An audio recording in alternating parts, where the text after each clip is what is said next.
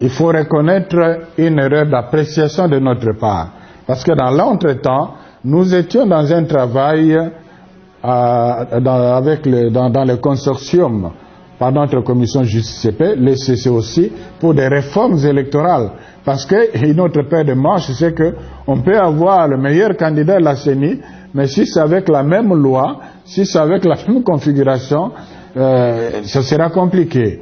Alors, on s'est laissé prendre par une certaine pression. C'est là où j'ai dit qu'il y avait une erreur d'appréciation que nous devons reconnaître.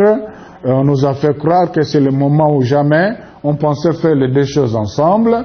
Et en même temps, les autres composantes de la société civile nous ont réveillés et dit, mais où vous allez?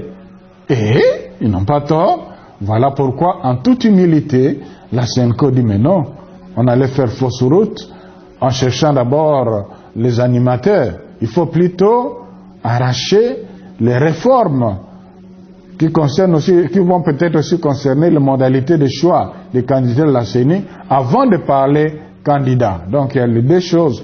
Non à la continuité et oui aux réformes. Donc maintenant vous êtes focalisé sur les réformes d'abord et vous allez le voir après. Oui, c'est la position aujourd'hui, c'est obtenir des réformes et puis trouver un candidat qui répond au profil que le peuple congolais va applaudir. De quelle manière ça se fera, je ne saurais pas vous le dire maintenant. L'évolution de la COVID-19 me préoccupe. Me préoccupe surtout parce que il y a toujours un discours négationniste. Les Congolais, dans sa majorité, semblent ne pas croire que c'est une réalité. Et ça, c'est très dangereux. Je suis convaincu que les chiffres qui sont donnés, qui sont en train de monter, sont de loin inférieurs aux chiffres réels. Parce que les tests sont limités, parce que avec cette méfiance, les gens ne veulent pas aller à l'hôpital, et aussi du fait qu'il y a beaucoup de porteurs sains, c'est-à-dire qui ne développent pas la maladie, ou qui développent la maladie mais pas sous de forme très sévère, le fait qu'ils ignorent qu'ils sont porteurs, ils peuvent contaminer davantage. Alors maintenant, l'économie est secouée, affectée.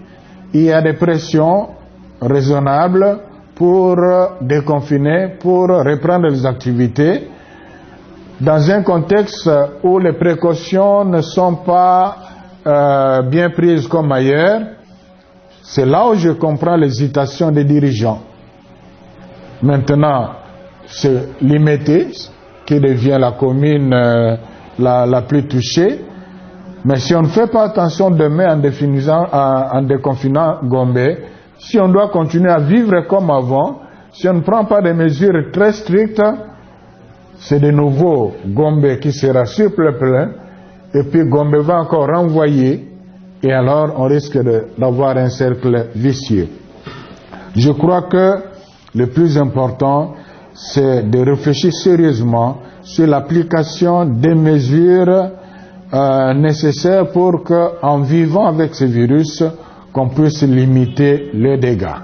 Oui, la CENCO, avec les autres d'ailleurs, ont fait le plaidoyer pour la réouverture de cultes publics à certaines conditions responsables, c'est-à-dire on n'ignore pas la maladie. Et encore, il faut faire la différence entre les milieux touchés, comme Kinshasa, et les milieux non touchés, comme beaucoup de provinces où, en dehors de l'école et du culte, la vie continue normalement. Et ce n'est pas normal. Il ne faudra pas que les diables profitent aussi de cette situation pour nous habituer à vivre sans Dieu, entre guillemets. Bien que on recommande à prier même chez soi. Alors ce que la CENCO a fait dans le cadre de ces plaidoyers qui a concerné toutes les confessions religieuses, sur l'ordre du président de la CENCO, le secrétariat a préparé un protocole, des mesures sanitaires pratiques qui vont aider à célébrer, si les autorités le permettent, en toute responsabilité.